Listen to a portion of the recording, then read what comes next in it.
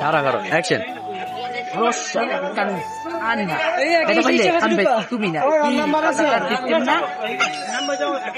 তো আসসালামু আলাইকুম গাইস, কি অবস্থা সবার? আজকে সকাল সকাল নতুন আরো একটা ভিডিও নিয়ে আপনাদের মাঝে চলে আসলাম। তো ফয়সাল ফোন দিছে ভিডিও করার জন্য, তাই আমি আমার বাসা থেকে বের হয়ে গেছি। তো আমি হাঁটতে হাঁটতে চলে আসলাম আমাদের সেই কাঙ্ক্ষিত স্টুডিওর সামনে। তো আমি যাচ্ছি, আমার আগে সবাই এসে বসে আছে। তো এই যে দেখেন ফয়সাল এসে বসে আছে, ফয়সাল, কেরানি ভাই, আর ওই যে ওইখানে আমাদের হাসান শুয়ে আছে। তো সবাই আমার আগে চলে আসছে, আমি খালি লেট করে আসলাম।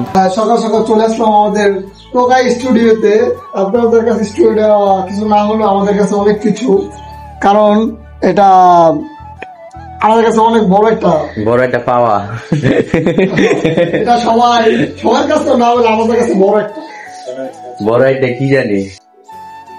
তো গাইজ, আমরা আজকে কোনো ভিডিও এরকম শুট মুট হয় নাই। তো আমরা সবাই এখানে লেড়ে শুয়ে আসছিলাম।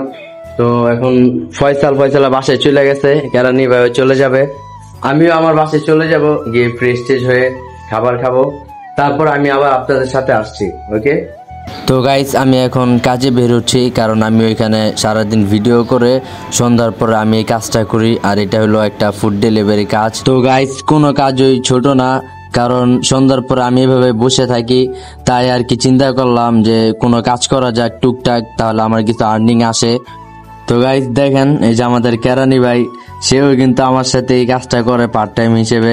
তো আমি এসেই ফার্স্টে সবার আগে আমাদের কেরানি ভাইয়ের সাথে দেখা করলাম, যে ভাই মাত্র আসলো, আমিও মাত্র আসলাম।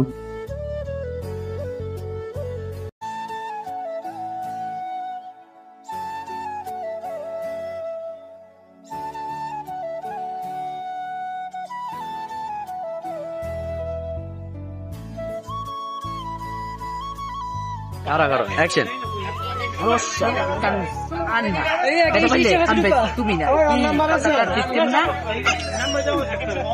তো গাইস, এরা হলো সব ভাই ব্রাদার, সবসময় হাসি ঠাট্টা মজা তামাশা করে। তো আমিও তাদের সাথে কিছু ফাইজলামি বুজলামি করি, তাই তাদের সাথে ছোট একটা ক্লিপ নিয়ে নিলাম আপনাদের দেখানোর জন্য। তারপর গাইস, একটা অর্ডার ছিল, তো ওইটা কাস্টমারকে ডেলিভার করতে গেলাম। ওইটা ডেলিভার করে এসে আবার এখানে এসে বসে আছি। তো এই যে এখানে দেখেন কিছু ভাই ব্রাদার। তারপর গাইস, আরো অনেক পার্সেল ছিল, অর্ডার ছিল, তো কাজের চাপে আমি আর শ্যুট নিতে পারি নাই। তো এখন আমি আমার বাসায় চলে যাচ্ছি, প্রায় রাত্র 12টার কাছাকাছি বাজে।